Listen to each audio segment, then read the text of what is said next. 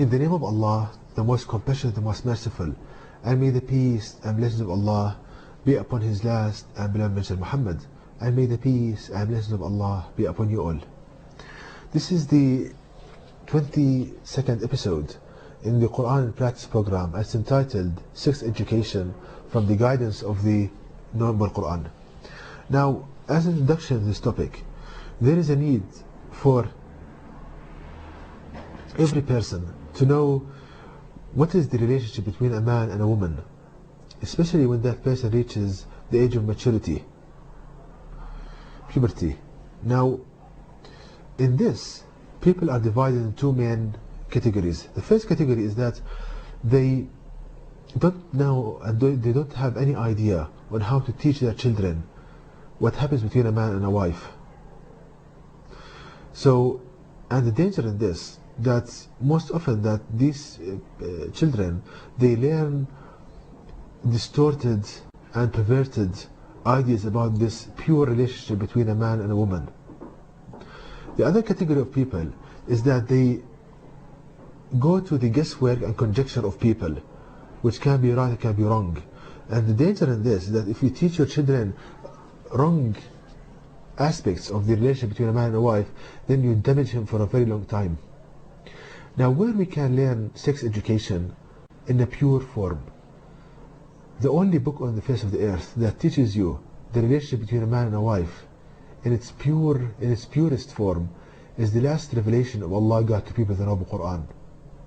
Now, in the Noble Quran, Allah God teaches us how to understand and how to teach the relationship between a man and a wife in a pure and informative fashion. Allah Almighty states in the Noble Quran in chapter 2, verse 223, the following: your wife is like cultivated land for you. Your wife is a cultivated land for you. So, if we take this first part of this Quranic verse, this first part is the key to teach sex education. Allah Almighty states that your wife is a cultivated land for you. Now, how we can understand this, and how is this the key for sex education? Allah Almighty states that a wife is a cultivated land, meaning a land ready to bear children. So we see that Allah Almighty gives the similitude of conception, pregnancy and birth to the stages involved in growing plants from the earth. So we need now to compare the stages involved in growing plants from the earth and those involved in conception, pregnancy and birth. Now, the first stage in growing plants is the existence of the soil, a cultivated land. Similarly, we find a wife, a woman. Now, a land can be fertile to bear the embryos of plants. Likewise, a wife, a woman, can be fertile to bear children. And also a land, there are certain types of land, they cannot bear kind of embryos of plants. Also, we find women that cannot bear children. So we start to see the similarity between the two. Now, the second stage is the existence of a kind of opening in the soil and a cavity in the soil for placing a plant seed. Likewise, in women, there is an opening in the female reproductive system, a slit or opening, and there is a cavity inside the body, the womb, which holds the seed, which is the egg of a female. So, as you can see in the picture, there is a womb, which is a kind of a cavity in the body of a woman, and there is the egg of a female there. The similitude of this is a cavity in the soil or a hole in the soil and a plant seed. Now, the third stage is that Allah Almighty sends wind and they cause turbulence in the clouds and rain falls down. And this rain mixes with soil substance and reaches the cavity and reaches the seed, the plant seed. Likewise, what happens to a man and the wife, then a man is excited and the water of the semen, the water of a male reaches the cavity, the womb, and touches the egg. So you see in the picture the touching of the water of a man, the semen, to the egg of a female. Now the next stage is that when the rain water touches the plant seed, the cells found in the plant seed called stem cells, which can divide and differentiate and become any cell the plant needs, like leaf cells, stem cells, etc., wood producing cells, etc. Also in humans, when the semen, the male of the water of the male touches the egg, the cells in the egg start to differentiate and divide, and they can become any cell the human body needs, like muscle cells, bone cells, skin cells, etc.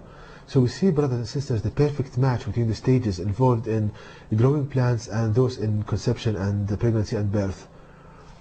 Also, the next stage is that the plant embryo is formed inside the cavity in the hole in the soil. Likewise, a human embryo is formed inside the womb of a female. As you can see in the picture, there's a perfect match between the two.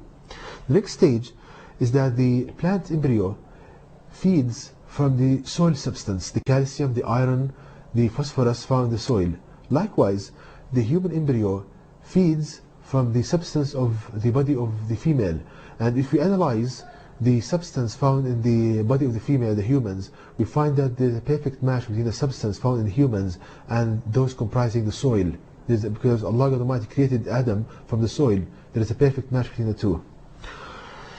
The next stage is that after a while, the embryo of the plant develops, and there is a split or a slit in the soil, and the plant comes forth.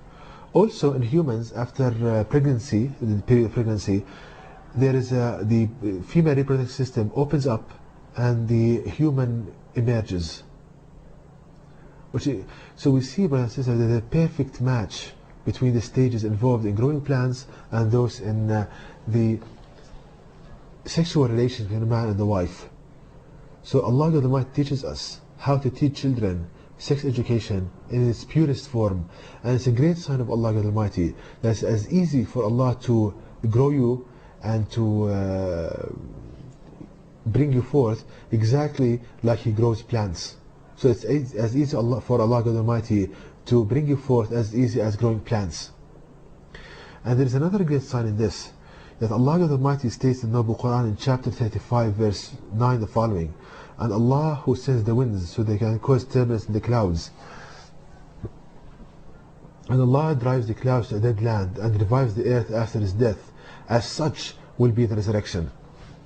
So Allah God Almighty here in this Quran verse states the stages involved in the growing of and reviving a dead land by growing plants therein.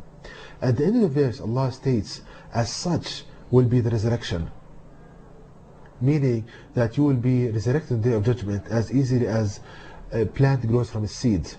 Now this topic is explained in details on my website, but I will give a summary for this. Now when a person dies and is buried in the soil, all of his body decays except a small piece of bone which is found at the end of the spine. Now as you can see on the screen, this small piece of bone is identical in shape to a plant seed. Not only in shape, but also the small piece of bone contains stem cells, which are cells that can differentiate and divide and become any cell the human body needs. Likewise, a plant seed contains cells which can differentiate and divide and become any cell the plant needs. Now on the day of judgment, Allah Almighty will send the wind, they cause turbulence in the clouds, and rain falls down. It mixes with the soil water, and this small piece of bone, it does not decay and stays in the soil till the day of judgment, and it absorbs soil water, and the cells within it start to differentiate and divide, and a human embryo is formed inside the small piece of bone, and it splits, and a human comes forth from the soil exactly like plants.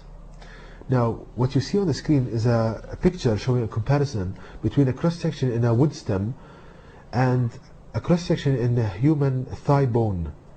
And glory be to Allah God Almighty, you don't see any difference between the two. So Allah God Almighty will grow humans on the day of judgment exactly like He grows plants in this day of age.